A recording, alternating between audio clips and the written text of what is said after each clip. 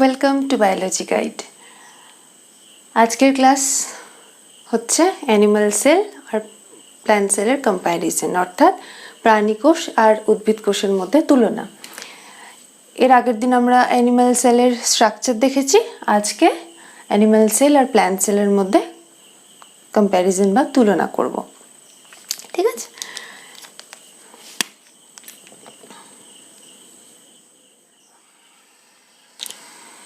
প্রাণী কোষ generally oval শেপের হয়ে থাকে আর উদ্ভিদ কোষ সাধারণত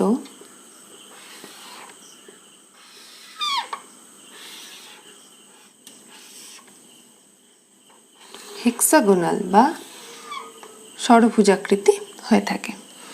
অ্যানিমাল সেলের ক্ষেত্রে এই যে বাইরের লেয়ারটা, সব থেকে বাইরের লেয়ারটা, এটা হচ্ছে কোষ পর্দা, এটাও উদ্ভিদ কোষের বাইরের পর্দা, এটা হচ্ছে কোষ পর্দা। তাহলে কোষ পর্দা প্রাণী কোষ এবং উদ্ভিদ কোষ দুটোর ক্ষেত্রেই প্রেজেন্ট থাকছে। তাহলে এটা হচ্ছে কোষ পর্দা বা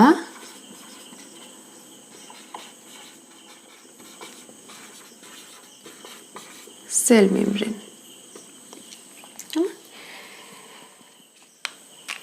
এবার প্রাণী কোষের ক্ষেত্রে সব থেকে বাইরের পর্দাটা হচ্ছে কোষ পর্দা, কিন্তু উদ্ভিদ কোষের ক্ষেত্রে কোষ পর্দার বাইরেও আর একটা আবরণী থাকে। কিরকম না, তো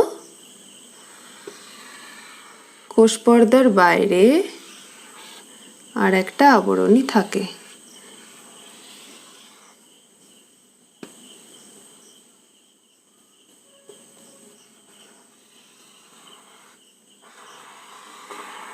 এটাকে বলে কোষ প্রাচীর বা সেল ওয়াল, যেটা প্রাণী কোষের ক্ষেত্রে কখনোই থাকবে না। এই যে সেল মেমব্রেন, এটা কিন্তু সজীব, কিন্তু এই যে কোষ প্রাচীর বা সেল ওয়াল, এটা কিন্তু মৃত, আর এটা শুধুমাত্র উদ্ভিদ কোষের ক্ষেত্রেই বর্তমান। এই যে কোষ পর্দা, এটা কিন্তু সিলেক্টিভলি পারমিয়েবল। আমরা এর আগের দিনও পড়েছি, সিলেক্টিভলি পারমিয়েবল মানে সিলেক্টিভ কিছু মেটেরিয়াল, কিছু আয়ন এর মধ্যে দিয়ে চলাচল করতে পারে, সমস্ত কিছু চলাচল করতে পারে না, সিলেক্টিভ কিছু চলাচল করতে পারে বলেই এর নাম সিলেক্টিভলি পারমিয়েবল। পারমিয়েবল অর্থাৎ ভেদ্য। নেক্সট যে অর্গানেলটায় আসবো সেটা হচ্ছে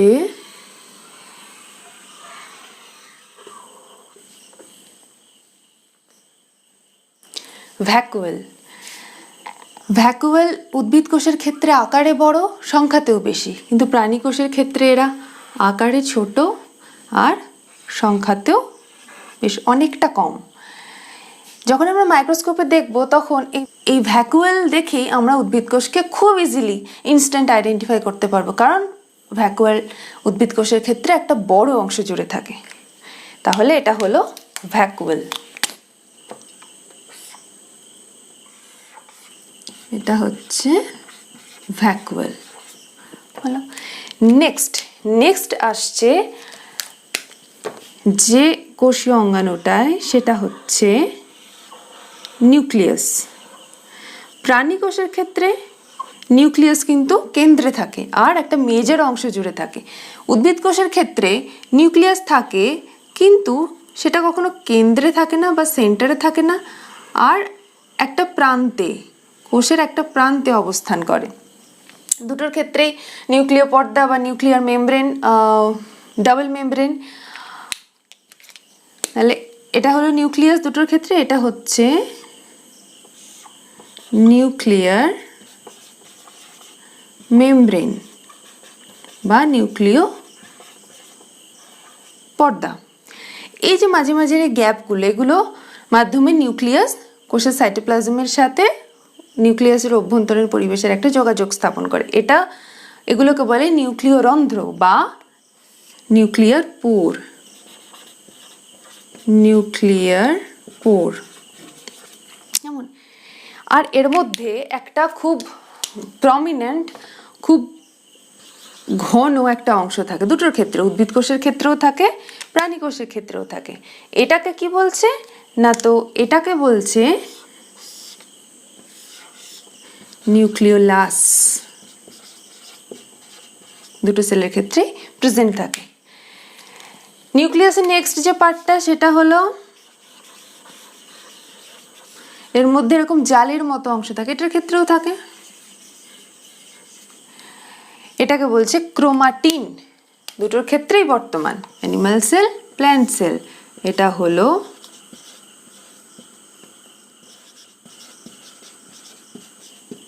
ক্রোমাটিন। আর নিউক্লিয়াসের মধ্যে যে ফ্লুইড থাকে সেটা হচ্ছে নিউক্লিওপ্লাজম বা ক্যারিওলিম্ফ। ক্যারিওলিম্ফ কেন না, আমরা এর আগেই জেনেছি যে ক্যারিয়ন শব্দের অর্থ নিউক্লিয়াস, তাহলে নিউক্লিয়াসের ভেতরে যেটা আছে, প্লাজম অর্থে জেলি লাইক ফ্লুইড, তাহলে এটা হচ্ছে নিউক্লিওপ্লাজম। ঠিক আছে, nuclear membrane, nucleolus, chromatin and nucleoplasm নিয়ে হলো নিউক্লিয়াস। নেক্সট যে অর্গানেলিটা সেটা এরকম দেখতে,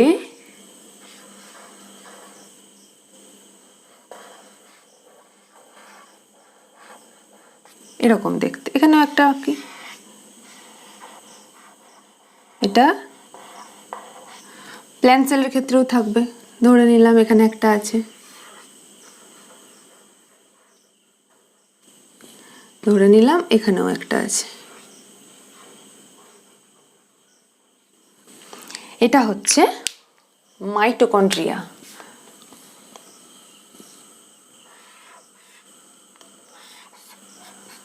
মাইটোকন্ড্রিয়া কি করে? মাইটোকন্ড্রিয়া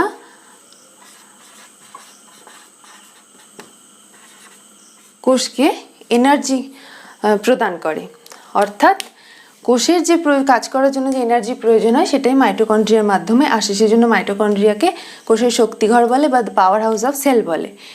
এই মাইটোকন্ড্রিয়া এবার কটায় থাকবে, সেলের মধ্যে কটা থাকবে, সেটা ডিপেন্ড করছে সেই জীবের কতটা এনার্জি প্রয়োজন। যদি বেশি এনার্জির প্রয়োজন হয় তাহলে বেশি সংখ্যায় মাইটোকন্ড্রিয়া থাকবে, আর যদি কম এনার্জির প্রয়োজন হয় তাহলে কম সংখ্যক মাইটোকন্ড্রিয়া থাকবে।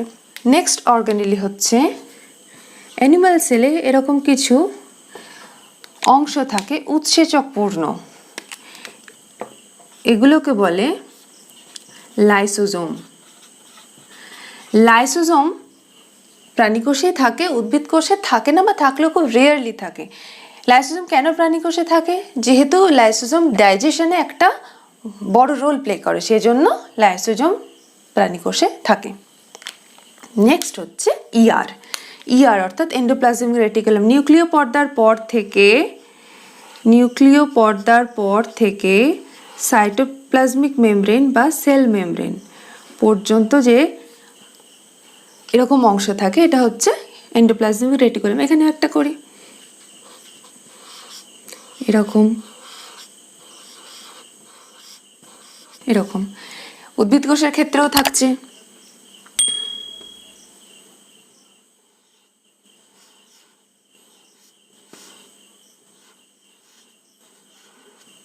এখানেও একটা আঁকি।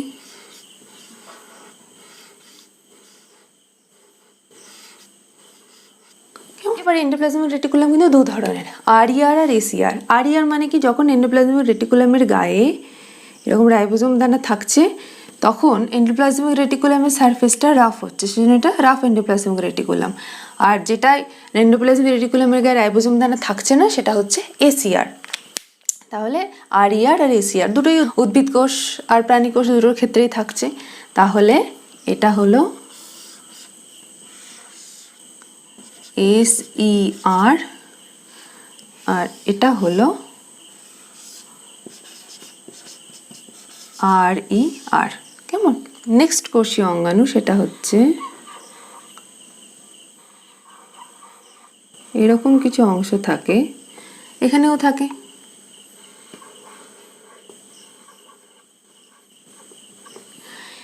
এটাকে প্রাণী কোষের ক্ষেত্রে বলছে গলজি কমপ্লেক্স। এটাই উদ্ভিদ কোষের ক্ষেত্রে গেলে হয়ে যাচ্ছে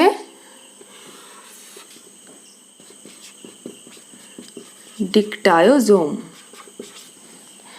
প্রাণী কোষের ক্ষেত্রে যেটা গলগি বডি সেটা উদ্ভিদ কোষের ক্ষেত্রে ডিকটায়োজোম। কমন কিছু স্ট্রাকচার যেগুলো দুটোর ক্ষেত্রেই থাকছে, যেমন কোষ পর্দা, vacuole, nucleus, endoplasmic reticulum, Golgi complex, mitochondria, এই সমস্ত কিছু। তো এবার আমরা এমন কিছু স্ট্রাকচার দেখব যেগুলো হয় উদ্ভিদ কোষের ক্ষেত্রে নয় প্রাণী কোষের ক্ষেত্রে থাকছে। যেমন প্রাণী কোষের ক্ষেত্রে নিউক্লিয়াসের কাছে এরকম দুটো সিলিন্ড্রিক্যাল অংশ থাকে যারা পরস্পর 90 ডিগ্রি কোণ করে থাকে, এরা হচ্ছে সেন্ট্রিওল। সেন্ট্রিওল কিন্তু কখনোই উদ্ভিদ কোষের ক্ষেত্রে উপস্থিত থাকবে না, শুধুমাত্র প্রাণী কোষের ক্ষেত্রে এরা উপস্থিত থাকে। আর যে স্ট্রাকচারটা যেটা শুধুমাত্র উদ্ভিদ কোষের ক্ষেত্রে থাকছে সেটা হচ্ছে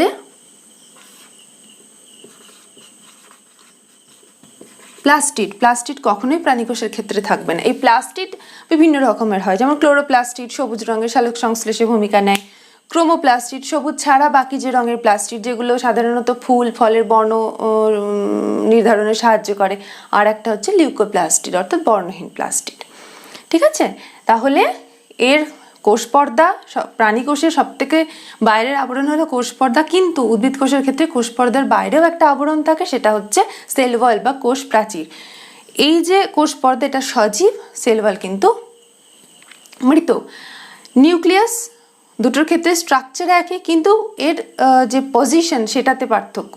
যেমন প্রাণী কোষের ক্ষেত্রে নিউক্লিয়াস একদম সেন্টারে অবস্থান করে, কিন্তু উদ্ভিদ কোষের ক্ষেত্রে সেটাই একটা কোষের একটা প্রান্তে এসে উপস্থিত হয়। কারণ কি? Due to the presence of large vacuole. আর এই ভ্যাকুয়াল উদ্ভিদ কোষের ক্ষেত্রে আকারেও বড়, সংখ্যাতেও বেশি, আর প্রাণী কোষের ক্ষেত্রে ভ্যাকুয়াল আকারে ছোট, সংখ্যাতেও অনেক কম। মাইটোকন্ড্রিয়া উদ্ভিদ প্রাণী দুটো কোষের ক্ষেত্রেই উপস্থিত থাকছে। গলজি কমপ্লেক্স যেটা প্রাণী কোষে গলজি কমপ্লেক্স, এটা উদ্ভিদ কোষের ক্ষেত্রে হচ্ছে ডিকটায়োজোম। আর লাইসোজোম শুধুমাত্র প্রাণী কোষের ক্ষেত্রে থাকে। লাইসোজোম জেনারেলি উদ্ভিদ কোষের ক্ষেত্রে থাকে না। আর যেটা সেটা হলো এন্ডোপ্লাজমিক রেটিকুলাম, দুটোর ক্ষেত্রেই থাকছে আরইআর এসিআর। আর থাকছে সেন্ট্রিওল যেটা শুধুমাত্র প্রাণী কোষের ক্ষেত্রে থাকছে, উদ্ভিদ কোষের ক্ষেত্রে থাকছে না। আবার উদ্ভিদ কোষের ক্ষেত্রে প্লাস্টিড থাকছে যেটা এক্সক্লুসিভলি উদ্ভিদ কোষের ক্ষেত্রেই প্রেজেন্ট থাকে। সেই প্লাস্টিড কিন্তু অ্যানিম্যাল সেলে অ্যাবসেন্ট থাকে, কখনোই অ্যানিম্যাল সেলে পাওয়া যাবে না। আর একটা কি লাস্টলি, সেটা হচ্ছে যে এই সেলের মধ্যে ফ্লুইড থাকে, জেলি লাইক ফ্লুইড থাকে, যার মধ্যে এই সেল অর্গানেলিগুলো ভাসমান অবস্থায় থাকে। তো এই যে লিকুইড সেটা প্রাণী কোষের ক্ষেত্রেও থাকছে, উদ্ভিদ কোষের ক্ষেত্রেও থাকছে, পুরো সেলটা জুড়ে, যার মধ্যে এই সেল অর্গানেলগুলো ফ্লোট করছে বা ভাসমান অবস্থায় আছে। সেই নিউক্লিয়াস বাদ দিয়ে বাকি যে কোষীয় অঙ্গাণু সমেত তরলটা, যার মধ্যে যে তরলের জেলি লাইক ফ্লুইডটা যার মধ্যে এই কোষীয় অঙ্গাণুগুলো ফ্লোট করছে, সেই লিকুইড লাইক স্ট্রাকচারটাকে বলছে সাইটোপ্লাজম, এক্সক্লুডিং নিউক্লিয়াস, নিউক্লিয়াস ছাড়া। ঠিক আছে, তাহলে এটা হচ্ছে